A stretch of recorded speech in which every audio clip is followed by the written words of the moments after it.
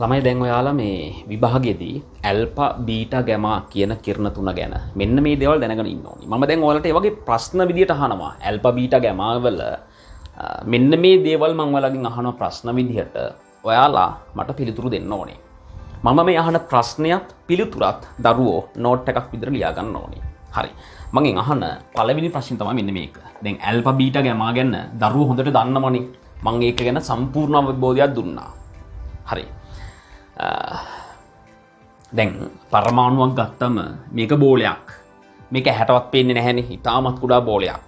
ඔය බෝලේ ඇතුලේ මේ ඇහැටවත් පේන්නේ නැති පරමාණු ඇතුලේ ඉතා කුඩා ප්‍රදේශයක න්‍යෂ්ටිය හිටියා. ඒක මැදේ න්‍යෂ්ටිය හිටිය ඉතාමත් කුඩායි. ඔය න්‍යෂ්ටිය ගැන තමයි අපි මුලින්ම කතා කරන්නේ. මේ පරමාණු ඇතුලේ තියෙන න්‍යෂ්ටිය ගැන තමයි අපි මුලින්ම කතා කළේ. ඒකෙදි අපි න්‍යෂ්ටියේ ස්ථායීතාවය ගැන කතා කළා. විකිරණශීලීතාවය ගැන කතා කළා. හරි. ඊට පස්සේ මේ විකිරණශීලීතාවය යටතේ තමයි ඇල්ෆා බීටා ගැමා කියන විකිරණ තුන අපට මුණ ගැහුණේ. හරි.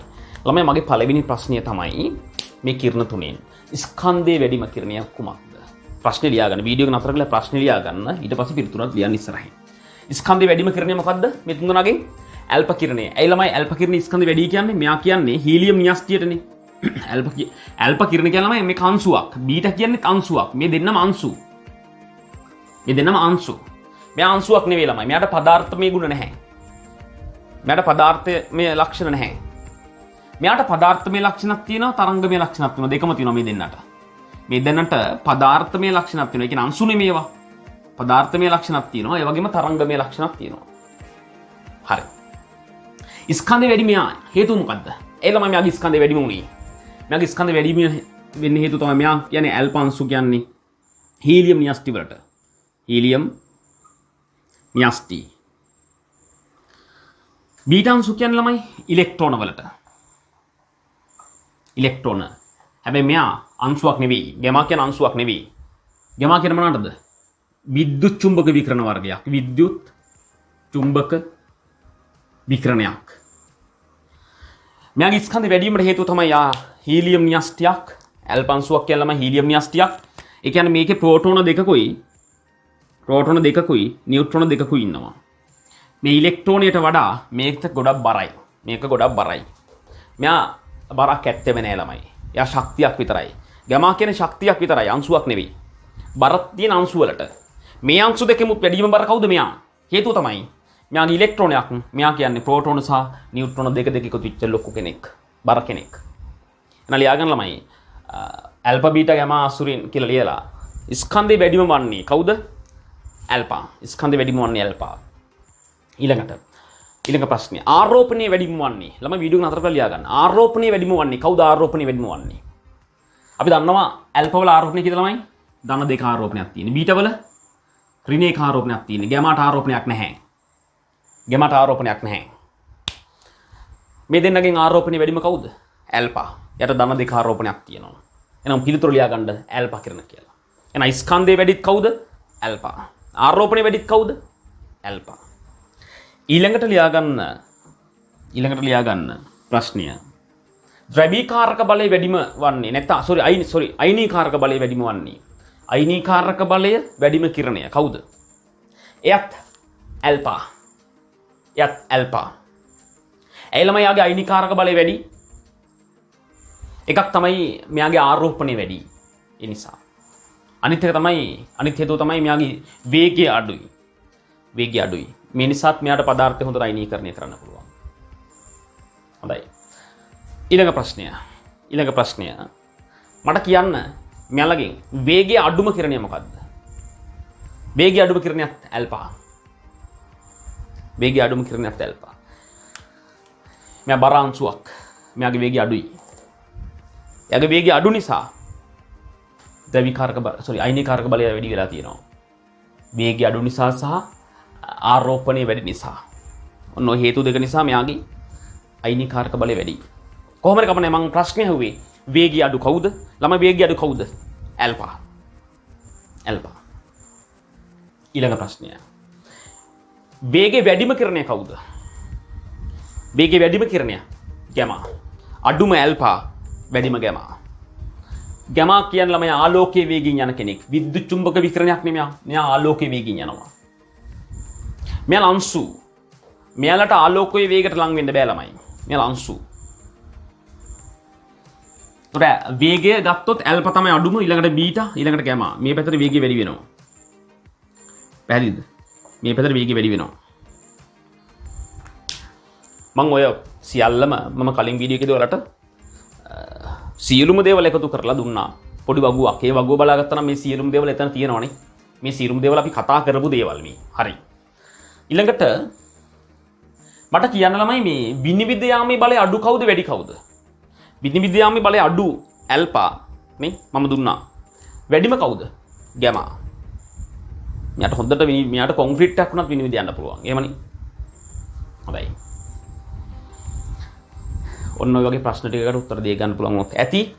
මම දරුවන්ට මේ දේවල් සියලුම දේවල් වගුවක් තුල ලස්සනට පෙන්නලා දුන්නා. දැන් ඔය විනිවිද යාමේ බලය කියන එක මම පොඩ්ඩක් පැහැදිලි කරන්නම්කො මෙන්න මෙහෙම. ඔන්න ළමයි විකිරණ තුන්දෙනා අපේ විකිරණ තුන්දෙනා මේ විදිහට එනවා.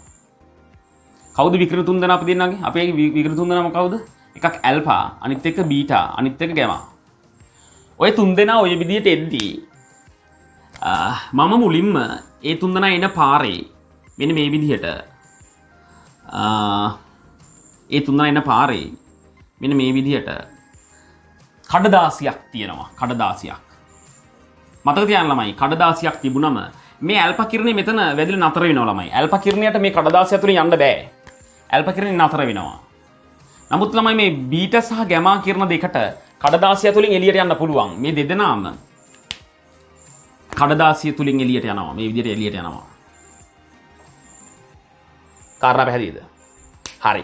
ඊට පස්සේ මම තුනී ඇලුමිනියම් පත්‍රයක් තියලා තිබුවොත් මෙහෙම. ඇලුමිනියම් පත්‍රයක් තියලා තිබුවොත් මේ විදිහට. ඇලුමිනියම් පත්‍රයක් තියලා තිබුවොත් මතක තියාගන්න ළමයි.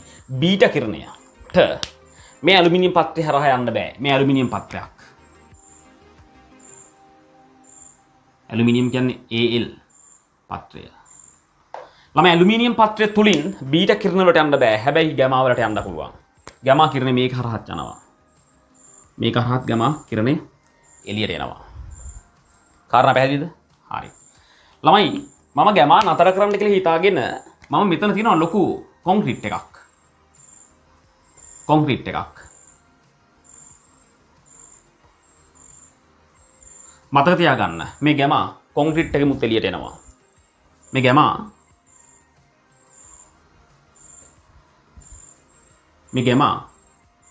කොන්ක්‍රීට් එකෙමුත් එළියට එනවා. මතක තියාගන්න. ගැමා නතර කරන්න මොනවද දාන්න ඕනේ? මම ගිය සති කතා ඊළඟ දවසේ කලින් දවසේ කතා කළා. මොකද්ද? ගැමා කිරණ නතර කරන්න නම් ඉස්සරහ මොකක්ද කියන්න ඕනේ? ඝනකම් ඊයම් කුට්ටියක් මතකද? ඝනකම ඊයම් කුට්ටියක් තියවොත් ඒව නතර කරන්න පුළුවන්. මේ ඝනකම් ඊයම් තමයි ඊයම් කියන්නේ ලෙඩ් නේ. PB lead කුට්ටියක්.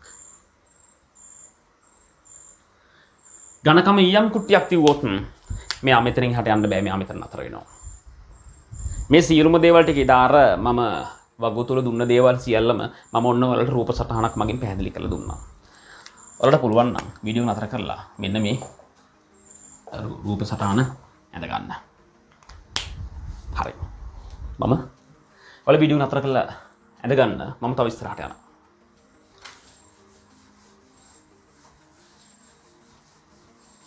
වීඩියෝ ටික පිළිවෙලට බලන්න. පළවෙනි පාඩමේ ඉඳලා 14 සියලුම පාඩම් ටික සිලබස් එකේ තියෙන සියලුම පාඩම් ටික වීඩියෝ ක්ලාස් එකක් කරා මම මේ විදිහටම කරලා දෙනවා ලස්සනට. මේකට අදාළ පාස් පේපර්ස් ප්‍රශ්න සියල්ලම කරනවා. දැන් උදාහරණයක් විදිහට මේ කැතෝඩ කිරණ මේ ඇල්ෆා බීටා ගැමා කිරණ තුන ගැන අපට තියෙන වැදගත්ම පාස් පේපර්ස් ප්‍රශ්න මම තව ටිකකින් ඔයාලට එක්ක සාකච්ඡා කරනවා. ওই විදිහට සියලුම විෂය කරුණු සාකච්ඡා කරන්න උදාහරණ විදිහට පාස් පේපර්ස් ප්‍රශ්නත් අරගෙන. එතකොට දරුවන්ට පාස් පේපර්ස් ප්‍රශ්න කරන්න කියලා වෙනම වෙලාවක් දෙන්න ඕනේ. මෙතනම සාකච්ඡා වෙනවා. සාමාන්‍ය පොඩි සතියක් තව සති කිහිපයක් ගියාට පස්සේ මම දරුවන්ට වෙනම තව ප්‍රශ්න ගොඩක් කරන පේපර්ස් ලබා දෙන්නම්. හරි. අපි යන් තව ඉස්සරහට. දැන් ළමයි මේ ඇල්ෆා බීටා ගැමා කියන කිරණ තුන මම කැමති විද්‍යුත් ශේෂ්ත්‍රයක් තුලින් යවුවොත් මොකද වෙන්නේ කියලා බලන්න. විද්‍යුත් ශේෂ්ත්‍රයක් තුලින් යවුවොත් මොකද වෙන්නේ කියලා බලන්න කැමතියි. ඊට පස්සේ මම ওই කිරණ තුන යවනවා මේ චුම්බක ශේෂ්ත්‍රයක් තුලින් මුච් යවනවා. එතකොට මොකද වෙන්නේ කියලාත් බලන්න කැමතියි. ඔන්න ළමයි ඇල්ෆා බීටා ගාමා කිරණ තුනම මේ විදිහට එනවා. ඔය විදිහට එනවා. මේවා පිට කරන්නේ කවුද ළමයි? ඇල්ෆා බීටා ගාමා ඒ කිරණ කවුද කාවිසින්ද පිට කරන්නේ? විකිරණශීලී සංයෝග මගින්නේ. විකිරණශීලී ප්‍රභව මගින්. ඉතින් විකිරණශීලී ප්‍රභවයක් මේ වගේ ඊයන් කුට්ටියක් ඇතුළේ තිබුවොත් මට මේ වගේ ඊයන් කුට්ටියක් මේක ඊයන් කුට්ටියක් නම් ඊයන් කුට්ටියක් ඇතුළේ විකිරණශීලී ප්‍රභවයක් තිබුවොත් මේ විකිරණශීලී ප්‍රභවය මේ මං රූපයක් අඳින්න ළම මේ රූප මේවා විභාගයට අඳින්න ඉද මේවා හොඳට අල්ලගන්න. ඒව මුකුත් ඕනේ මේ කිසි දෙයක් ගැන ඔලුවට ගන්න එපා. වදයක් කරගන්න එපා. මේක නිකන් මේ කිසි වැදගත් දේවල් නෙවෙයි ළමයි මම අඳින්නේ. නිකන් මේව නිකන් මේ දිහා බලාගෙන ඉන්න මම මේ මොකද්ද කරන්නේ කියලා බලාගෙන ඉන්න. මේකේ යම් හරයක් මම දෙනවා. ඒ හරය ඔලුවට ගත්තා නම් ඇති. තේරුම් මං කියන දේ. රූප සටහන ගෙල්ලෙන්න එපා. මං ඒක පැහැදිලි කරලා කියන්නේ ඔයාලා තාම ඕල වලින් අවුට් වුණා විතරයි. තාම දන්නේ මේ කතන්දරේ මොකද්ද කියලා. නේද? සමහර තැන්වල ළමයි මේ රූප සටහන් නරකයි මේක දැක්කට පස්සේ ළමයාට හිතනවා මේ සීලුම දේවල් පාඩම් කරගන්න ඕනේ නේද? සාමාන්‍යයෙන් සයන්ස් මේස් කරන්න ආපු දවස්වල නලාව කරේ දාගෙන ඉන්නේ වෛද්‍යවරු වෙන්න ආපු කට්ටිය නේද? විද්‍යාංශයේ ඉගෙනු ලබන දරුවෝ ටික නලාව කරේ දාගෙන ඉන්නේ. මැස් කරන්න ආපුන් ටික අර තෝපිය ඔළුවේ දාගෙන ඉන්නේ. දැන් ඉංජිනේරලා කියලා හිතන් ඉන්නේ. දැන් අවුවෙන හැම දෙයක්ම ඔළුවට දාගන්නද මේ හවා. කියන්නේ අපිට දෙන්න හැම දෙයක්ම ඉතාමත් වැදගත් කියලා සියල්ල ඔළුවට දාගන්න යන මුල් සති කිහිපියේ. මුල් සති කිහිපෙ විතරක්. ඊට පස්සේ ආවව බලන්නෙවත් නැහැ.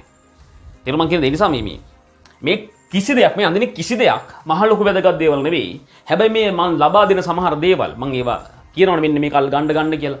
අන්න ඒ දේවල් ගොඩක් වැදගත්. රූප සටහන අඳින්න බලන් ඉන්න. ඊට පස්සේ මං කතා කරන දේ ඔලුවට දාගන්න. පොඩි පොයින්ට් එකක් තියෙනවා. මේ බලන්න.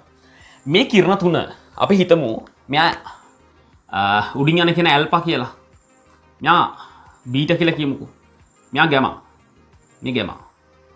මේ කිරණ තුන දකුණු පැත්තට යද්දී මේ කිරණ තුන දකුණු පැත්තට යද්දී මම මෙතන තියෙනවා විද්‍යුත් ශේෂ්ත්‍රයක් ළමයි.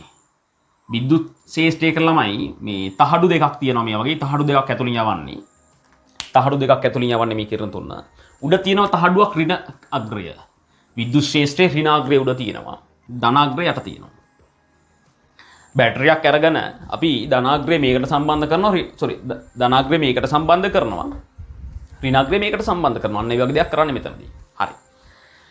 දැන් හොඳට මතක තියාගන්න මේ කිරණ තුන එද්දී මේ විද්‍යුත් ශේෂ්ත්‍රය තුලින් යද්දී මේක විද්‍යුත් ශේෂ්ත්‍රය.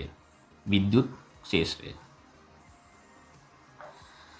මේ විද්‍යුත් ශේෂ්ත්‍රය තුලින් මේ කිරණ තුන යද්දී හොඳට මතක තියාගන්න ළමයි. ගැමා කොහෙටවත් හැරෙන්නේ නැතුව එයාගේ පාඩුවේ එයා දිගටම යනවා. මේ ගැමා කිරණ කිසිදු පැත්තකට හැරෙන්නේ නැහැ. තේරුණාද? හරි. ඊළඟ කාරණාව තමයි මෙන්න මේ ඇල්ෆා කිරණය. ළමයි ඇල්ෆා කියන්නේ ධන ආරෝපිතයි නේද? එයා ධන ආරෝපිතයි. ඇල්ෆා ධන ආරෝපිතයි.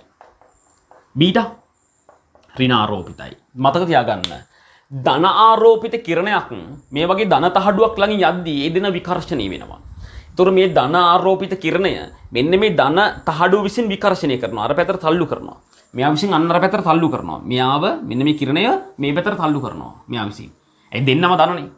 ඒ වගේම මේ ඍණාග්‍රේ පැත්තට ආකර්ෂණිකුත් වෙනවා. මේ එන කිරණේ ඍණාග්‍රේ පැත්තට ආකර්ෂණිකුත් වෙනවා. ඒ නිසා ළමයි මෙන්න මේ කිරණය මෙන්න මෙහෙම ඍණාග්‍රේ පැත්තට උත්ක්‍රමණය වෙලා හැරිලා ගමන් කරනවා. මෙන්න මේ විදිහට හැරිලා ගමන් කරනවා.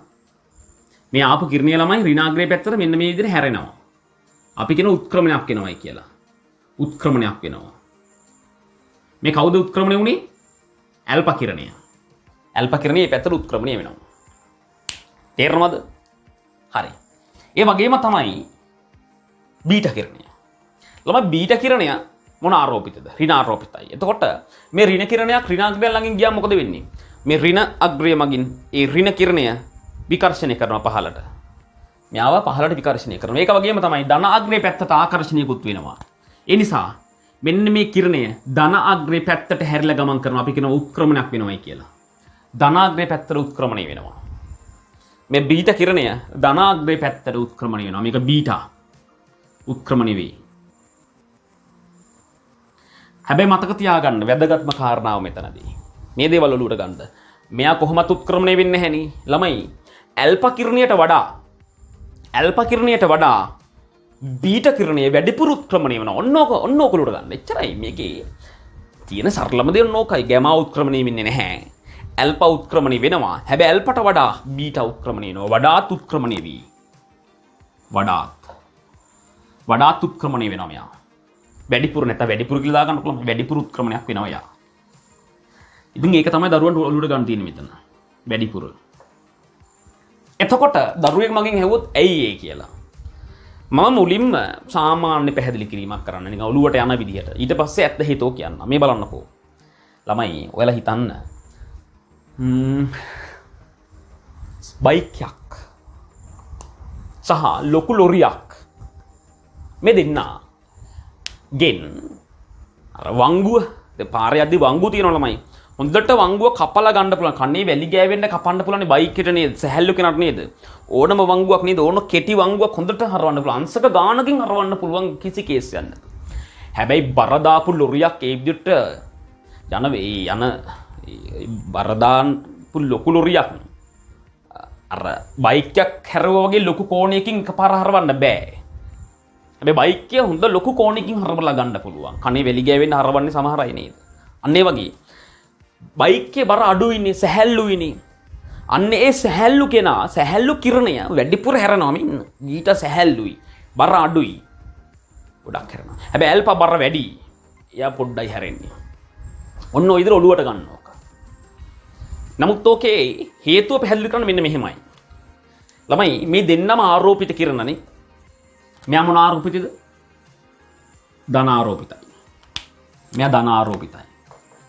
මෙයා ඍණ ආරෝපිතයි. එතකොට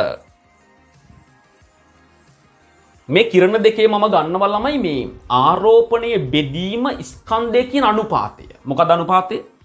ආරෝපණය බෙදීම ස්කන්ධය.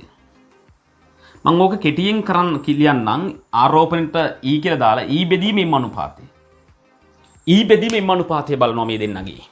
ඇල්ෆා සහ බීටා වල. දැන් මට දරුවෝ කියන්න ඇල්ෆා සහ බීටා වල ඔය ලක්ෂණේ බැලුවොත් ඇල්ෆා සහ බීටා වල ඔය ලක්ෂණේ බැලුවොත් කාගේද වැඩි කාගේද අඩු? E බෙදීමෙන් අනුපාතය. E බෙදීමෙන් අනුපාතය කාගේද වැඩි කාගේද අඩු? ඇල්ෆා සහ බීටා බැලුවොත් මට කියන්නකෝ ළමයි ඇල්ෆා වලද බීටා වලද E බෙදීමෙන් අනුපාතය වැඩි? මේ බලන්න ළමයි E බෙදීම M අනුපාතය E බෙදීමෙන් අනුපාතය මේ ආරෝපණය බෙදීම ස්කන්ධ අනුපාතය. අපි දන්නවා මෙයාට ධන දෙක ආරෝපණයක් තියෙන මෙයාට ඍණ එක ආරෝපණයක් තියෙන්නේ. දෙක සහ එක ලොකු වෙනසක් නැහැ ළමයි. 2යි 1යි අතර ලොකු වෙනසක් තියනවද නැහැ? මෙයා ධන දෙක මෙයා ඍණ එක ලොකු වෙනසක් නැහැ. නමුත් ඒ කියන්නේ ආරෝපණේ ලොකු වෙනසක් නැහැ මේ දෙන්නගෙම මේ ආරෝපණේ ලොකු වෙනසක් නැහැ. නමුත් ළමයි මේ දෙන්නගේ ස්කන්ධයේ ලොකු වෙනසක් තියෙනව නේද? ස්කන්ධේ ළමයි අපි දන්නවා මේ ස්කන්ධය ගත්තොත් ඇල්ෆා වල ස්කන්ධේ මාර ලොකුයි බීටා වලට වඩා. දැන් හිතන්නකෝ ඇල්ෆා කියන්නේ මේ හීලියම් න්‍යෂ්ටියනේ. එයාගේ ප්‍රෝටෝන දෙකකුත් ඉන්නවා, නියුට්‍රෝන දෙකකුත් ඉන්නවා. බීටා කියන්නේ ඉලෙක්ට්‍රෝන. එතකොට මේ ප්‍රෝටෝන එකක් ගත්තොත් ප්‍රෝටෝන එකක් සමානයි ඉලෙක්ට්‍රෝන කොච්චර බරකටද? 1840ක් ආසන්න වශයෙන්. ප්‍රෝටෝන එකක් කොච්චර බරද? ඉලෙක්ට්‍රෝන 1840ක බරට සමානයි ආසන්න වශයෙන්. නැත්නම් 1837යි කියලා ගන්නෙ. ඉලෙක්ට්‍රෝන 1837ක බර එක ප්‍රෝටෝනයක්. ඒතර ප්‍රෝටෝන දෙකක් කියනකොට කොච්චර බරද? ප්‍රෝටෝනයි නියුට්‍රෝන වලත් ලොකු වෙනසක් නැහැනේ බරේ. නේද? ඒතකොට 1840 කෑලි 4ක් විතර ඉන්නවා මෙතන ළමයි. මෙතන දෙකයි මෙතන 4. ලොකු ගොඩක් බරයි. බීටට වඩා ගැම මාර බරයි ළමයි. ඒ නිසා මේ දැන් බලන්නකෝ බීටට වඩා ඇල්ෆා ගොඩක් බරයි කියලා කිව්වනේ මම මේ බීටට වඩා ඇල්ෆා ගොඩක් බරයි කියලා කිව්වනේ. හරි.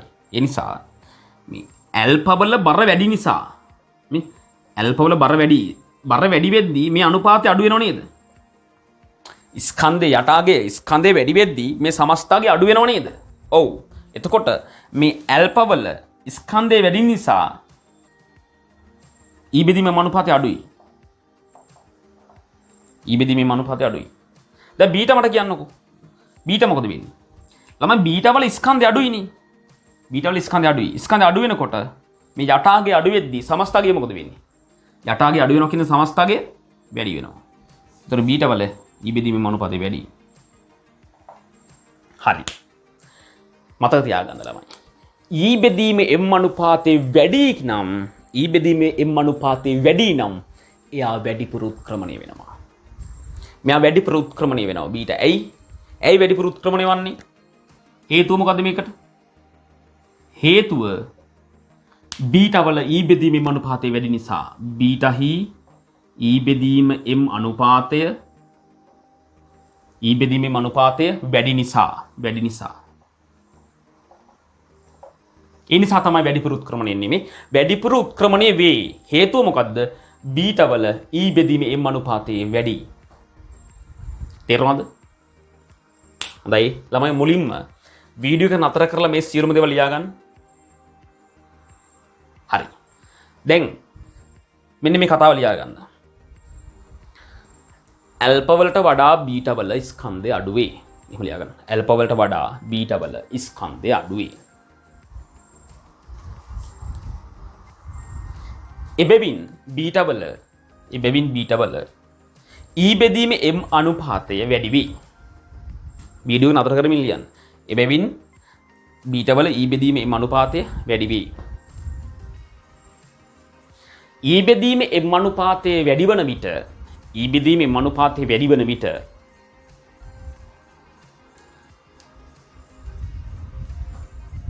වැඩිපුර උත්ක්‍රමණය වේ. එච්චරයි. වැඩිපුර උත්ක්‍රමණය වෙනවා. ඔන්න දැන් දරුවෝ දන්නවා මේ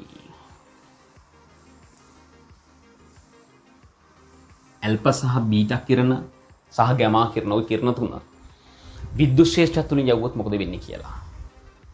දැන් අපි බලමුද මේ කිරණ තුන චුම්බක ශ්‍රේෂ්ඨත්වය තුලින් යවුවොත් මොකක් වෙයිද කියලා. ළමයි මෙයාලා චුම්බක ශ්‍රේෂ්ඨත්වය තුලින් යවුවොත් මොකක් වෙයිද? හොඳට මතක තියාගන්න මෙන්න මේක.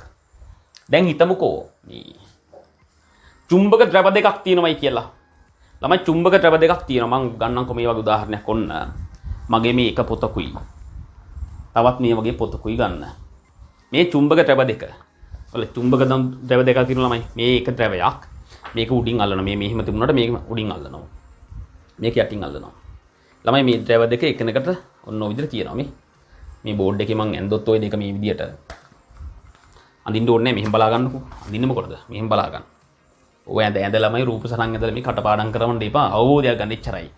මෙහෙම ද්‍රව දෙක තියෙද්දි ඔන්න හිතේ මවගෙන මයි දෙකම අයින් කරනවා. හොඳේ. උඩයි යටයි පහළට හොම තියෙනවා. උඩ අපි හිතමු ළමයි උඩ n ද්‍රව්‍ය තියෙනවා කියලා. යට s ද්‍රව්‍ය තියෙනවා කියලා හිතමු. චුම්බක ශේෂ්ඨයේ ළමයි චුම්බක ද්‍රව දෙකක් තියෙනවා. එකක් ළමයි n ද්‍රව්‍ය අනිත් එක s ද්‍රව්‍ය. හරි. ඔය ද්‍රව දෙක තමයි මේ උඩ තියෙනවා අපි හිතමු n ද්‍රව්‍ය. මං එල්ලුවා උඩට n ද්‍රව්‍ය. යට තියෙන s ද්‍රව්‍ය. මේ ද්‍රව දෙක අතර නේද ළමයි චුම්බක ශේෂ්ඨය තියෙන්නේ. චුම්බක ශේෂ්ඨය තියෙන්නේ ওই ද්‍රව දෙක අතර. කාරණා පැහැදිලිද? හොඳයි. එතකොට මේ මම කරන්නේ මේ ඇල්ෆා බීටා ගැමා කියන කිරණ තුන ඔන්න ඔය ශේෂ්ත්‍රයට, ඒ කියන්නේ චුම්බක ශේෂ්ත්‍රය දැන් අපි හිතමු උඩ සිට පහළට චුම්බක ශේෂ්ත්‍රය තියෙනවා කියලා. දැන් මේ ද්‍රව දෙක උඩ සිට පහළට මෙන්න මෙහෙම චුම්බක ශේෂ්ත්‍රය තියෙනවා. ඔන්න චුම්බක ශේෂ්ත්‍රය තියෙද්දි මෙන්න මේ පැත්තෙන් ළමයි ඇල්ෆා බීටා ගැමා කිරණ තුන මම එවනවා. ඇල්ෆා බීටා ගැමා කිරණ තුන මේ විදිහට එවනවා. රූප සරන් අඳින්න ඕනේ නැහැ. මේ කිරණ තුන එනවා. ආවම මතක තියාගන්න මෙන්න මේ කිරණ තුنين ගැමා කිරණය උත්ක්‍රමණය වන්නේ නැහැ. අර විද්‍යුත් ශේෂ්ත්‍රයක් තුලින් යවුවමත් ඕක වුණානේ. ගැමා උත්ක්‍රමණය වුණාද නැහැ. ගැමා උත්ක්‍රමණය වන්නේ නැහැ. නමුත් මතක තියාගන්න ළමයි. ඇල්ෆා සහ බීටා උත්ක්‍රමණය වෙනවා. දැන් දරුවෝ මගෙන් අහුවොත් මොන පැත්තටද උත්ක්‍රමණය වෙන්නේ කියලා. මතක තියාගන්න. මේ දෙන්නා කිසිදු ද්‍රවයක් පැත්තට උත්ක්‍රමණය වෙන්නේ නැහැ. එතකොට මේ කිරණ දෙක N ද්‍රවයේ පැත්තට උත්ක්‍රමණය වන්නෙත් නැහැ. S ද්‍රවයේ පැත්තට උත්ක්‍රමණය වන්නෙත් නැහැ. මාර වැඩි. මාර වැඩිනේ. දැන් එතකොට මෙයාලා කොහෙට උත්ක්‍රමණය වෙන්නේ? මතක තියාගන්න ළමයි. උත්ක්‍රමණය වෙනවා කියලා ළමයි හැරිලා ගමන් කරනවා වගේ අදහසක්. මෙයාලා උත්ක්‍රමණය වෙන්නේ ශේෂ්ත්‍රයට ලම්බකව. මොකද්ද? චුම්බක ශේෂ්ත්‍රයට ලම්බකව උත්ක්‍රමණය වෙනවා. ඒ කියන්නේ ශේෂ්ත්‍රය උඩ ඉඳලා පහළට තියෙනවා නම් එක කිරණයක් මෙහෙම යද්දී බෝඩ් එක ඇතුළට, ඒ කියන්නේ මෙහෙම යද්දී බෝඩ් එක පැත්තට උත්ක්‍රමණය වෙනවා. අනිත් කිරණය මෙහෙම යද්දී ඔයාලා ඉන්න පැත්තට උත්ක්‍රමණය වෙනවා. දැන් ඔයා හිතන්න මෙහෙම කිරණය යද්දී ශේෂ්ත්‍රය තියෙන උඩ ඉඳලා පහළටනේ. හරි. මෙහෙම කිරණය යද්දී උඩ ඉන්න ද්‍රවය පැත්තට උත්ක්‍රමණය වෙන්නේත් නැහැ. මෙහෙම කිරණය යද්දී යට ඉන්න ද්‍රවය පැත්තට උත්ක්‍රමණය වෙන්නේත් නැහැ. ද්‍රව පැත්තට උත්ක්‍රමණය වෙන්නේ නැහැ. එහෙම නැතුව මේ කියන්නේ මේ ශේෂ්ත්‍රයේ දිශාවට උත්ක්‍රමණය වෙන්නේ නැහැ. ඒ කියන්නේ මෙහෙම යද්දී උඩ පැත්තට උත්ක්‍රමණය වෙන්නේත් නැහැ. මෙහෙම යද්දී යට පැත්තට උත්ක්‍රමණය වෙන්නේත් නැහැ. මොකද ශේෂ්ත්‍රය තියෙන උඩ ඉඳලා පහළට. ශේෂ්ත්‍රයේ දිශාවට උත්ක්‍රමණය වෙන්නේ නැහැ. හොඳට මතක තියාගන්න. එතකොට කොයි පැත්තට උත්ක්‍රමණය වෙන්නේ? ශේෂ්ත්‍රයට ලම්බකව. දැන් උඩ ඉඳලා පහළට නම් තියෙන්නේ. ඕකට ලම්බක දිශා දෙක මොකද්ද? මෙහෙම යද්දී ලම්බක දිශා තමයි එක්ක මේ පැත්ත නැත්තම් මෙහෙම යද්දී මේ පැත්ත. ඔයාලා ඉන්න පැත්ත. ඔන්න ඔය දිශා දෙකට උත්ක්‍රමණය වෙනවා. ඇල්ෆා එක පැත්තකට නම් බීටා අනිත් පැත්තට. ළමයි මේ ඊට එහා කිසිම දෙයක් ඔලුවට දාගන්න යන්න එපා. වැඩක් නැහැ. රූප සටහන ඇඳ අරකයි මේකයි මේ ෆිසික්ස් වල තියෙන සමීකරණ දදා මේක පැහැදිලි කරයි. වැඩක් නැහැ. හේතුව මොකද්ද? කෙමිස්ට්‍රියට එහා කිසිම දෙයක් වැදගත් වෙන්නේ නැහැ මෙතන. එතනින් එහා අබමර රේණුක දෙයක්වත් අහන්නේ නැහැ. හැබැයි ෆිසික්ස් වලදී ශ්‍රේෂ්ඨ පාඩමේදී දරුවන්ට ලස්සනට ඔය කතාව වෙනම කියලා දෙයි ඔයාලගේ ෆිසික්ස් ගුරුවරයා. එතකන් ඉවසගෙන ඉන්න. ඇයි මං එහෙම කියන්නේ? මේ කෙමිස්ට්‍රි අපි ඉගෙන ගත යුතු මේ පළවෙනි පාඩමෙන්ම ළමයි. කෙමිස්ට්‍රි වල පළවෙනි පාඩමෙන්ම එන්නේ MCQ දෙක තුනක්. එසේ ප්‍රශ්න එන්නෙම නෑ ළමයි. ස්ට්‍රක්චර් ප්‍රශ්නයක් කලාතුරකින් ස්ට්‍රක්චර් ප්‍රශ්නයකට පොඩි කෑල්ලක් එකතු කරන්න පුළුවන්. මේ පළවෙනි පාඩම දරුවෝ අපි ඉගෙන ගන්නේ එකක් තමයි විභාගයට යම් ප්‍රශ්නයක් දෙකක් එන නිසා. අනිත් එක තමයි අනෙකුත් පාඩම් ඉගෙන ගැනීමට අවශ්‍ය ශක්තියක් අපි ළඟ තියෙන්න එපයි. අපි කියන්නේ ෆවුන්ඩේෂන් එකක් තියෙන්න එපයි. අන්නේ ෆවුන්ඩේෂන් එක අපි මේ හදන්නේ. එතකොට මේ ලෝකේ තියෙන හැම තියරියක්ම කෙමිස්ට්‍රි වල ඉගෙන ගන්න යන්න එපා. දැන් මම ඕක කියන්නේ දරුවෝ පුළුවන් තරම් ඔයාලා රිසෝස් බුක් එක අධ්‍යයනය කරන්න. ඒ වගේම ඔයාලගේ මේ ටීචර්ස් ගයිඩ් ඒව අධ්‍යයනය කරන්න. ඉගෙනගත්තු දේවල් මොනවද කියන එක අධ්‍යයනය කරන්න. මම ඒකට හේතුව තමයි කියන්නේ ගොඩක් ගුරුවරයාගෙන් ගුරුවරයාට දෙන සබ්ජෙක්ට් එකේ ප්‍රමාණය වැඩි. සබ්ජෙක්ට් එකේ විදිය වෙනස්. ඒක තමයි හැටි. ටියුෂන් ෆීල්ඩ් එකේ ගොඩක් ලොකුවට තියෙනවා. අර අපේ පන්තියේ ගොඩාක් දේවල් කරනවා කියලා කියන්න සමහර තැන්වලදී අත්‍යවශ්‍ය නොවන අනවශ්‍ය දේවල් පවා ගොඩාක් හැලී ලියවනවා. මගේ ක්‍රමය හැලී ලියන්නේ නැහැ මම. ක්‍රිසාන්ජාරත්න හැලී ලියන කෙනෙක් නෙවෙයි. මාව අඳුන ගන්න මුලින්ම. මගේ සිස්ටම් එක හඳුන ගන්න. එහෙම නැතුව මායෝයි ගැලපෙන්නේ නැහැ. අපි දෙගොල්ලෝ හරියට ගැලපෙන්න ඕනි. ඒකයි මේ කතා කරන්න මුලදී මේ සමහර තැන්වල අවශ්‍ය දේවල් ටික කියලා දාන්න ඒ නිසා ගැලපෙන්න ඕනි. ඔයාලා ලියන්න කොමෙන්න මෙහෙම. චුම්බක ශේෂ්ත්‍රයක් ඇල්ෆා බීටා ගාමා චුම්බක ශේෂ්ත්‍රයක් තුලින් යැවීම කියලා ලියා ගන්නකෝ. හරි. වීඩියෝ නතර කරලා මාතෘකාව දාගෙන මෙන්න මෙහෙම ලියන්නකෝ. මෙම කිරණ චුම්බක ශේෂ්ත්‍රය තුලින් යවූ විට ගාමා කිරණ උත්ක්‍රමණය නොවේ. ගාමා කිරණ උත්ක්‍රමණය නොවේ. එච්චරයි. ඒක එච්චරයි. ඊකුලුට ගන්න. ඊළඟ පොයින්ට් එකයි දෙන්නේ. ඊට පස්සේ ලියන්න. ඇල්ෆා සහ බීටා කිරණ චුම්බක ශේෂ්ත්‍රයට ලම්බකව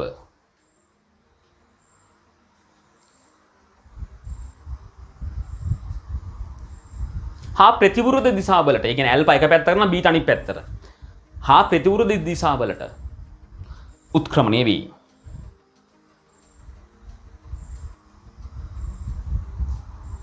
ඒ කියන්නේ ළමයි මේ චුම්බක ශේෂ්ත්‍රයට ලම්බකව තමයි උත්ක්‍රමණය වෙන්නේ නේ. වරණක දාගන්න මේ චුම්බක අග්‍ර දෙසට උත්ක්‍රමණය නොවේ. වරණක දාගන්න චුම්බක ද්‍රව දෙසට උත්ක්‍රමණය නොවේ. චුම්බක ද්‍රව දෙසට උත්ක්‍රමණය නොවේ. තවත් ඕන වරක් දාගන්න ළමයි ශේෂ්ත්‍රයේ දිශාවට උත්ක්‍රමණය නොවේ. චුම්බක ශේෂ්ත්‍රයේ දිශාවට උත්ක්‍රමණය නොවේ. එතකොට කොහෙද උත්ක්‍රමණය වෙන්නේ මම කිව්වා දැන්. චුම්බක ශේෂ්ත්‍රයට ලම්බකව තමයි උත්ක්‍රමණය වෙන්නේ. කාරණා පැහැදිලිද? හොඳයි. දැන් ඒ ටික ඉවරයි. ඔන්න දරුවන්ට ඇල්ෆා බීටා ගැමා ගැන විකිරණශීලීතාවය ගැන හොඳටම කියලා දුන්නානේ. කලින් වීඩියෝ එකේදී විකිරණශීලීතාවය ගැන හොඳටම කියලා දුන්නා. ඊට පස්සේ ඉනියස්ටි ස්ථායීතාවය විකිරණශීලීතාවය සහ ඇල්ෆා බීටා ගැමා කියන සියලුම දේවල් කරලා ඉවරයි. දැන් මම දරුවන්ට මේ ඇසුරින් ඇවිල්ලා තියෙන පාස් පේපර් ප්‍රශ්න ටිකක් සාකච්ඡා කරන්න හදන්නේ. මම දරුවන්ට මේ පාස් පේපර්ස් වල අවුරුද්ද කියන්නම්. මම වල දෙදත් කිව්වා පේසුරු ප්‍රකාශනවල තියෙන පොත ගත්තොත් ඒ MCQ විවරණ පොත MCQ ප්‍රශ්න තියෙන පොත ගන්න විවරණ නැහැ. ඒ පොතේ අවුරුද්දෙන් අවුරුද්දට ඇවිල්ලා තියෙන පළවෙනි පාඩමේ ප්‍රශ්න වෙනම දාලා තියෙනවා. දෙවෙනි පාඩමේ ප්‍රශ්න වෙනම දාලා තියෙනවා. හරි. අපට දැන් මේ ඇල්ෆා බීටා ගැමා ඇසුරින් කරන්න පුළුවන් ප්‍රශ්නයක් තියෙනවා. ළමයි 1984 ප්‍රශ්නයක් මම ගන්නවා. ළමයි මේ වගේ පැරණි ප්‍රශ්න පවා මම ගන්න අපේ විෂය නිර්දේශයට අදාළ දේවල් විතරයි මම ගන්න හොඳේ. අදාළ නැති දේවල් ගන්න නැහැ. අපට අදාළ විෂය නිර්දේශයට අදාළ දේවල් තියෙනවා මම ගන්නවා. කොච්චර පරමුණක් කමන්නේ ගන්නවා. මොකද මේ දේවල් නැවත නැවත යෙදෙන්න පුළුවන්. සහ මම කැමති ළමයි මෙතන දැන් ප්‍රශ්න ගොඩාක් තියෙනවා. දැන් ප්‍රශ්න 30 40ක් ඇවිල්ලා තියෙනවා මේ අවුරුදු වලට මේ වගේ. 30 40 කියන්නේ ප්‍රශ්න 20ක් විතර ඇවිල්ලා තියෙනවා. එතකොට මේ ඔය සියලුම ප්‍රශ්න මම සාකච්ඡා කරන්නේ නැහැ. හැබැයි වැදගත් ප්‍රශ්න 5ක් 6ක් සාකච්ඡා කරනවා සියලුම දේවල් කවර වෙන විදියට. හරි. මේ ප්‍රශ්නේ මෙන්න මෙහෙම කතාවක් කියනවා. ප්‍රශ්නේ තේරුම් ගන්නකො මම ප්‍රශ්නේ කියවනවා. හොඳට තේරුම් ගන්න. ප්‍රශ්නේ කියවලා වීඩියෝ එක නතර කරමින් මේක අහගන්න. ඇල්ෆා අංශුව නේද? ඇල්ෆා අංශුව පිළිබඳව මේ දීලා තියෙන ප්‍රකාශ වලින් සත්‍ය මොකක්ද කියලා යහන්නේ. හරි කතාව අහන්නේ. ABCD කියලා ප්‍රකාශන හතරක් තියෙනවා. හරි කතාව අහන්නේ. මුලින්ම කියන හොඳට තේරුම් ගන්න මේ. දැන් බලමු නේද? අපි ඉගෙන ගත්ත දේවල් වලින් අපිට දැන් පාස් පේපර්ස් ප්‍රශ්නයක් කරන්න පුළුවන්ද කියලා බලමුකෝ. බලන්නකෝ ඒතකොට අපේ මනස කොච්චර හැදෙනවද සබ්ජෙක්ට් එක තුල. අපි තාම කෙමිස්ට්‍රි කියන සබ්ජෙක්ට් එක නේද A level කරන්න ඇවිල්ලා තාම දවසයි දෙකයිනේ. එතකොට ඒ වගේ ඉතාමත් කුඩා කාලයක් තුලදී අපිට පුළුවන් වුණා නම් පාස් පේපර්ස් ප්‍රශ්න කිහිපයකට උත්තර ලියා ගන්න. එතනදීම අපේ මානසිකත්වය දැන් හැදිලානේ ළමයි. අපි දැන් හොඳ මානසිකත්වයක ඉන්නවා කියන එකනේ. උසස් පෙළ අපට පහසුයි. උසස් පෙළ අල්ලගන්න පුළුවන් කියන මානසිකත්වය දැන් ඔළුවේ තියෙනවනේ. ඒකම තමයි ඔයාලගේ අනාගත ගමනේ තියෙන ශක්තිමත් භාවය. ඒකම තමයි ඔයාලගේ මේ ගමනේ තියෙන ගැම්ම. ඒ ගැම්මයි මේ හදන්නේ. නැතුව නිකන් බොරුවට බයිලා ටිකක් හැල ටිකක් ලියවලා මට එහෙම මේක අදින්න පුළුවන්. මං අදින්නේ නැහැ ළමයි එහෙම. පළවෙනි පාඩම මම ගොඩක් වෙලා අදින්න උත්සාහ කරන්නේ නැහැ. මේව සාමාන්‍ය පන්ති වල මාස ගණන් අදින්න දේවල් මං එහෙම අදින්නේ නැහැ. ඇයි ඒ? අපිට වැදගත්ම පාඩම් ටිකක් තියෙන ඉදිරියේදී. ඒවා අපි සාකච්ඡා කරනවා. මේ පොඩි පාඩම්. බලමු බොරු නම් මේ ප්‍රශ්න වලට පුළුවන් මේ බලන්න. ඇල්ෆා කිරණ ගැන සත්‍ය කතාව අහන්නේ. මුලින්ම කියනවා ඒවල බීටා අංශු වලට වඩා විනිවිද යාමේ බලයක් ඇල්ෆා වලට ඇත. මේක හරිද? බීටා වලට වඩා විනිවිද යාමේ බලයක් ඇල්ෆා වලට තියනවලු. වැරදි. ළමයි විනිවිද යාමේ බලය වැඩි කවුද? ඇල්ෆාද? නෑ. බීටා තමයි සැහැල්ලු. එයාගේ තමයි විනිවිද යාම බලය වැඩි. මේක වැරදි. මෙතන කියනවා ඇල්ෆා වලලු. මේක වැරදි. ඇල්ෆා නෙමෙයි බීටා වෙන්න ඕනේ. බී කියනවා මෙන්න මෙහෙම කතාවක්. බීටා අංශු වලට වඩා අයනීකාරක බලයක් ඇල්ෆා වලට ඇත. මේ දෙන්නගෙන් අයනීකාරක බලය වැඩි කවුද? මෙයා. ඇයි? එයාගේ ආරෝපණය වැඩියිනේ. ඒ වගේම එයාගේ වේගය අඩුයිනේ. ස්කන්ධය වැඩියිනේ. ඔන්න ඔය හැම හේතුවක්ම නිසා මෙයාගේ අයනීකාරක බලය වැඩි. මේ කතාව හරි. ඒ කතාව හරි. ඊට පස්සේ කියනවා මේ ඇල්ෆා අංශු මගින් හීලියම් වායු නිපදවන්න පුළුවන්. මොකද මේ කතාව? මේ ඇල්ෆා අංශු කියලා කිව්වේ දරුවන්ට මම හීලියම් න්‍යෂ්ටිය නේද? 2 4 නේද න්‍යෂ්ටිය. න්‍යෂ්ටිය ප්‍රෝටෝන 2යි ස්කන්ධ ක්‍රමාංක 4යි. මේ න්‍යෂ්ටියනේ. ඉතින් හීලියම් න්‍යෂ්ටියට ඉලෙක්ට්‍රෝන 2ක් සම්බන්ධ කළොත් මොකද වෙන්නේ? හීලියම් හැදෙනව නේද? සාමාන්‍ය ළමයි හීලියම් කිව්වම එයාගේ ඉලෙක්ට්‍රෝන 2ක් ඉන්නවනේ. ඉලෙක්ට්‍රෝන 2ක් ඉන්න එපෙයි. ඉතින් හීලියම් න්‍යෂ්ටියට ඉලෙක්ට්‍රෝන 2ක් සම්බන්ධ කළාම න්‍යෂ්ටිය වටා ඉලෙක්ට්‍රෝන 2ක් ඉන්නවා කියන එකනේ. ඒ කියන්නේ හීලියම් පරමාණු හැදෙනවා. ඒක හරි. සාමාන්‍ය මතක තියාගන්න ළමයි හීලියම් පරමාණුවට අපි කියනවා මේ හීලියම් අණුව කියලා කියනවා. ඉතින් අර ඒක පරමාණු කණුවක් කියලා හිතාගෙන. හීලියම් පරමාණුවට අපි හීලියම් අණුව කියලා කියනවා සාමාන්‍ය භාෂාවේදී. යා ඒක පරමාණුක අණුවක් කියලා හිතාගෙන. මෙතනදී නම් කියන්නේ හීලියම් වායුව හදනවා. ලෝහීදින් හීලියම් වායුවක් තමයි ළමයි. හීලියම් කියන වායුවක්. හරි. ඩී බලමු. ඇල්ෆා අංශු චුම්බක ශේෂ්ත්‍ර මගින් උත්ක්‍රමණය වන්නේ නැත. ළමයි මේ දෙන්නම උත්ක්‍රමණය වුණා නේද? මෙතන කියනෝ නැතිලු. මේක වැරදි. උත්ක්‍රමණය වෙනවා. එහෙනම් අපෙන් අහන්නේ මෙතනදී සත්‍ය කතාව B හා C. ළමයි B හා C කියන්නේ උත්තරය 2. දෙක ආවේ කොහොමද කියන එක මම ඔයාලට මෙතනදී කියලා දෙන්නේ නැහැ. ඒක අපි ඉස්සරහට පේපර්ස් කරද්දී අහුවේ ඔයාලට බය වෙන්න එපා. AB නම් උත්තර 1 කියලා අපි ගන්න. AB හරි නම් උත්තර 1 කියලා ගන්න. AB හරි නම් උත්තර 1 කියලා ගන්න. BC හරි නම් 2 කියලා ගන්න. BC හරි නම් 2 කියලා ගන්න. ඒ 60 ළමයි. ICD හරි නම් උත්තරේ 3 කියලා ගන්න. A සහ D හරි නම් උත්තරේ 4 කියලා ගන්න. වෙනත් ඕනම එකක් හරි නම් 5 කියලා ගන්න. ඒක ඔයාලට දැම්මා දාලා නැහැ. ඒක ඔයාලා කරන පේපර් එකේ වෙනම ලියලා තියෙනවා. ඒක එච්චර හිතන්න ඕනේ නැහැ. කොහොම හරි කමක් නැහැ මෙතන උත්තරේ ඉන්නේ 2. ඔන්න දැන් දරුවන්ට එක ප්‍රශ්නයක් කරන්න පුළුවන් කියලා ආත්ම ශක්තියක් ආව නේද? හරි. මම තව ප්‍රශ්නයක් දෙන්නම්. ඒක 1988 ප්‍රශ්නයක්. 1988 ප්‍රශ්නයක් බලමු අපි. මෙතන මෙන්න මෙහෙම කතාවක් කරනවා. ළමයි ප්‍රශ්න හොඳට අහගන්න. ඇල්ෆා අංශු පිළිබඳව සත්‍ය කතාව අහනවා. ළමයි ඇල්ෆා අංශු පිළිබඳව සත්‍ය ප්‍රකාශය අහන්නේ. සත්‍ය. මෙතනදිත් A B C D කියලා උත්තර 4ක් තියෙන්නේ. මුලින්ම ඇල්ෆා අංශු ඉලෙක්ට්‍රෝන අත්පත් කරගෙන හීලියම් අණු සාදයි. මම ඉස්සලත් කිව්වා ඇල්ෆා අංශුව කියන්නේ හීලියම් න්‍යෂ්ටියට. හීලියම් න්‍යෂ්ටියක්. එතකොට මේ න්‍යෂ්ටියට තව ඉලෙක්ට්‍රෝන දෙකක් එකතු වුණාම හීලියම් හැදෙනවා. හීලියම් න්‍යෂ්ටියට ඉලෙක්ට්‍රෝන දෙකක් එකතු වුණාම හීලියම් හැදෙනවා.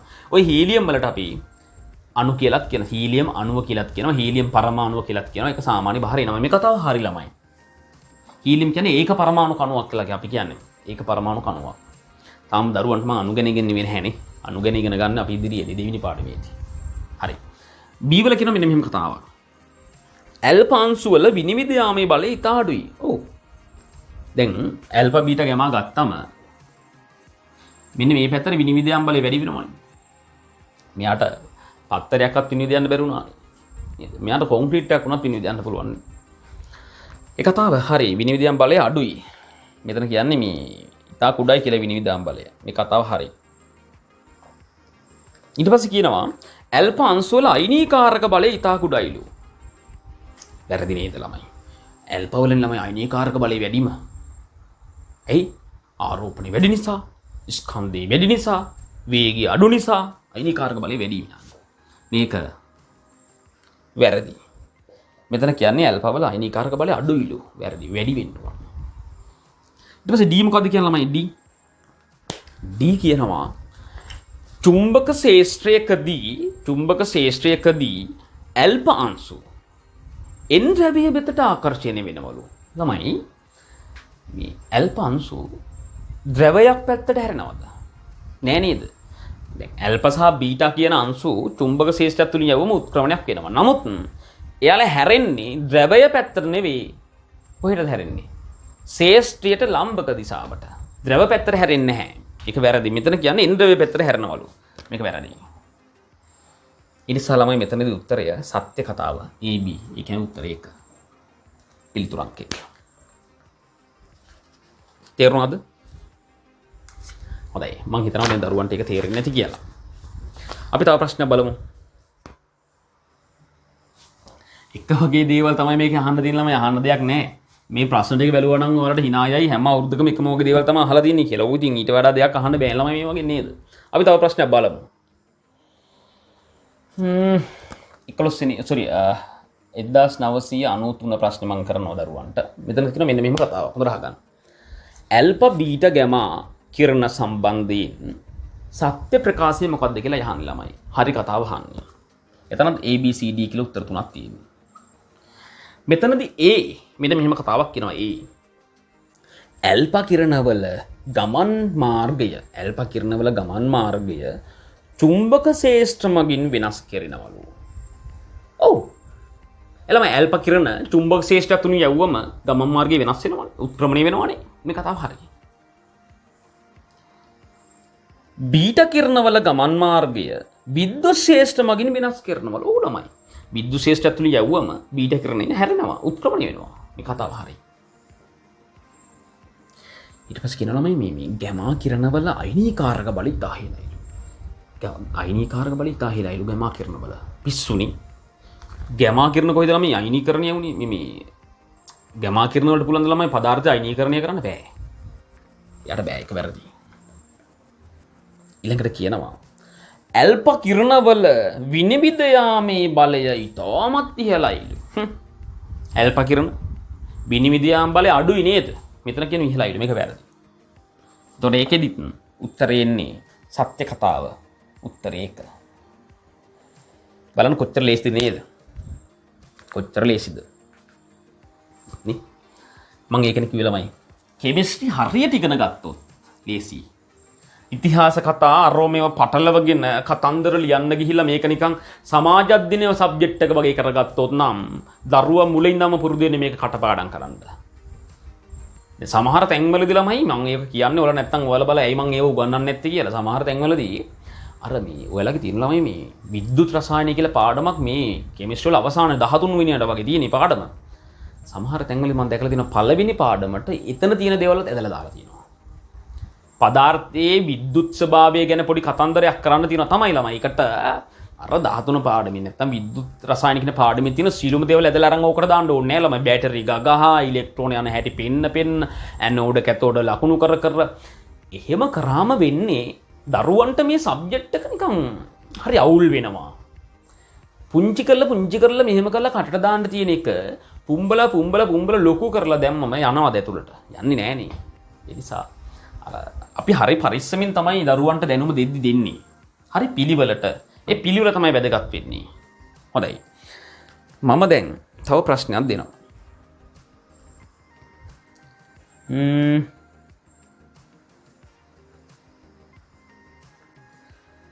ළමයි මම දෙනවා දැන් 1996 ප්‍රශ්නයක්. මෙතන කියනවා ගැමා කිරණ සම්බන්ධයෙන් තමයි ප්‍රශ්න අහන්නේ.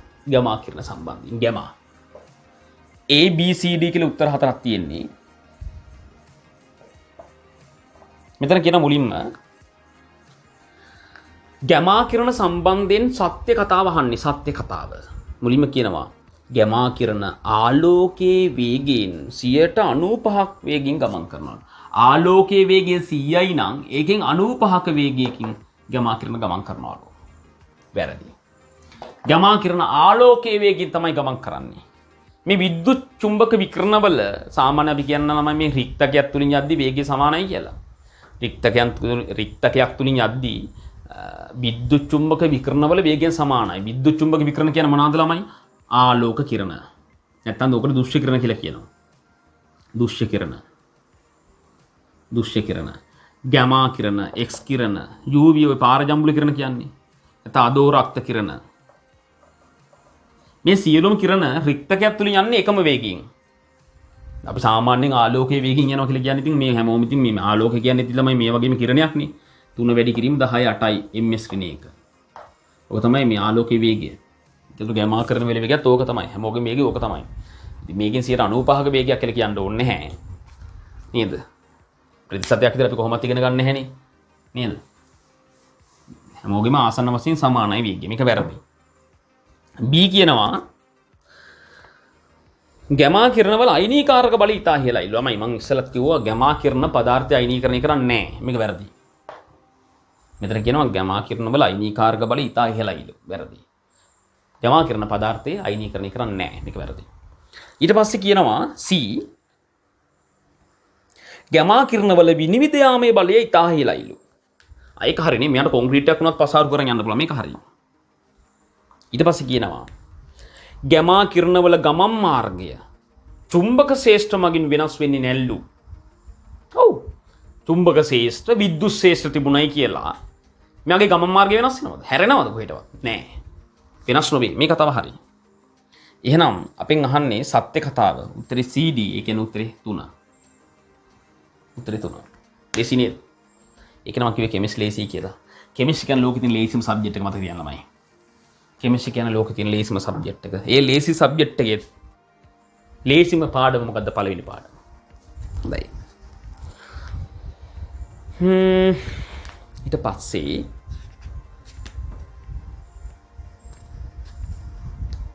ළමයි මේ 1987 තව ප්‍රශ්නයක් ගන්නවා. මම මේ 2000 ගණන් වල ප්‍රශ්න මම වෙනම සාකච්ඡා කරන ළමයි වලට වෙනම මේ පාස් පේපර්ස් ඩිස්කෂන් එකක් කියලා වෙනම යනවා අපේ ඉස්සරහට. ඉතින් ඒකෙදි වෙනම සාකච්ඡා කරනවා. අර ගොඩක් පැරණ ප්‍රශ්න ගන්න අපිට ගොඩක් වැදගත් මේවා. මොකද දැන් මේ ප්‍රශ්නම තමයි නැවත නැවත වෙනස් කරලා ඉස්සරහට දෙන්න තියෙන්නේ. ආයි හදන්න දෙයක් නැහැ නේ ප්‍රශ්න. හරි. මේ ප්‍රශ්නේ මේ ප්‍රකාශන දෙකක් තියෙන්නේ. වම් පැත්තේ ප්‍රකාශනයක් තියෙනවා, දකුණු පැත්තේ ප්‍රකාශනයක් තියෙනවා. ඔක හරිද වැරදිද කියලා තමයි කියන්න තියෙන්නේ. ඔන්න ඔයගේ ප්‍රශ්න සාමාන්‍ය 10ක් විතර එනවා අපේ MCQ පේපර් එකේ. ඔයගේ ප්‍රශ්න 10ක් විතර එනවා.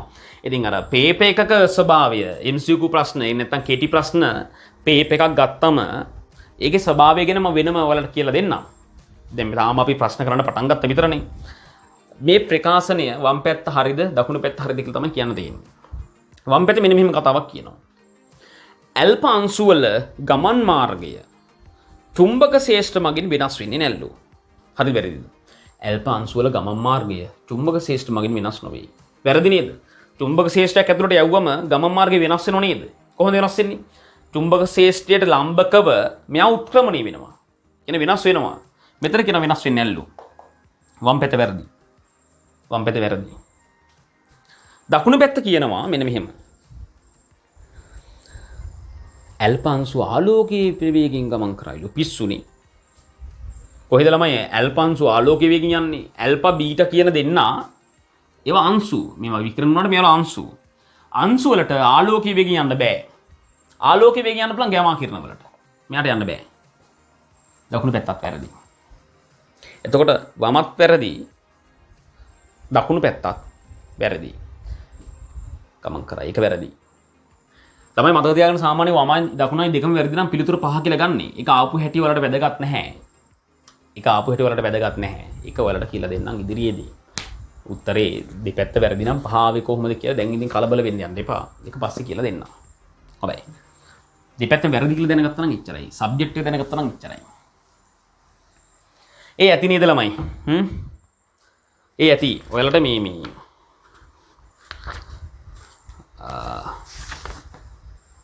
වික්‍රමශීලීතාවය පිළිබඳ ඒ ඇල්ෆා බීටා ගාමා කිරණ පිළිබඳ අහලා තියෙන ප්‍රශ්න ඔය ඇති. මම දැන් දරුවන්ට මේ පොඩි මාතෘකාවක් කියලා ඉන්නම් මේ අර්ධ ජීව කාලය කියන්නේ මොකක්ද කියලා. ඔයාලා මාතෘකාව දාන්න ළමයි අර්ධ ජීව කාලය කියලා. අර්ධ ජීව කාලය. ළමයි මේක ඇත්තටම ගොඩක් ලොකු වැදගත් සංසිද්ධියක්. දැන් වික්‍රමශීලී මූලද්‍රව්‍යයක් ගත්තම වික්‍රමශීලී පරමාණුවක් නැත්නම් වික්‍රමශීලී න්‍යෂ්ටියක් ගත්තම වික්‍රමශීලී නියුක්ලයිඩයක් ගත්තම නේද? වික්‍රමශීලී පරමාණුවක් ගත්තම මෙයා කාලයත් එක්ක විකිරණ පිට කරලා වෙනත් පරමාණුවක් බවට පත් වෙනවා. එතකොට තමයි විකිරණශීලීතාවයත් මොකද වෙන්නේ? යම් පරමාණුවක් විකිරණ පිට කරලා වෙනත් පරමාණුවක් බවට පත් වෙනවා. ඒ කියන්නේ තියෙන පරමාණු නැති වෙලා වෙන කෙනෙක් බවට පත් වෙනවා. දැන් මම නම් විකිරණශීලී මම විකිරණ පිට කරලා මම වෙනත් කෙනෙක් බවට පත් වෙනවා. එතකොට මම නැහැ මම වෙනත් කෙනෙක් බවට පත් වෙලා. හරි. කොහොම හරි කමක් නැහැ. අර්ධ ජීව කාලය කියන්නේ මෙන්න මෙහෙමයි. පරමාණු යම් විකිරණශීලී ප්‍රභේදයකින් අපි හිතමු X කියලා. මෙයා තමයි විකිරණශීලී පරමාණුව. මේ X පරමාණු 1000ක් ඉන්නවා නම් ඔය 1000 500ක් බවට පත් වෙන්න ගත වන කාලය. ඒ කියන්නේ අර්ධයක් නේද? 1000න් අර්ධයක් නේ 500 කියන්නේ. අර්ධයක් බවට පත් වෙන්න ගත වන කාලය තමයි අර්ධ ජීව කාලය කියලා කියන්නේ. අපි හිතමුකෝ 500ක් ඉන්නවා කියලා අපි ළඟ. ඕක 250ක් වෙන්න ගත වන කාලය. නැත්නම් 400ක් ඉන්නවා නම් ඒකේ භාගය කීයද? 200ක් වෙන්න ගත වන කාලය. එතකොට තියෙන ප්‍රමාණය අර්ධයක් වෙන්න මේ. තියෙන ප්‍රමාණය භාගයක් වෙන්න ගත වන කාලය තමයි අර්ධ ජීව කාලය කියලා කියන්නේ. එච්චරයි. එච්චරයි. ඕනම් පැත්තෙන් ලියගන්න ළමයි වික්‍රමශීලී සමස්ථානිකයක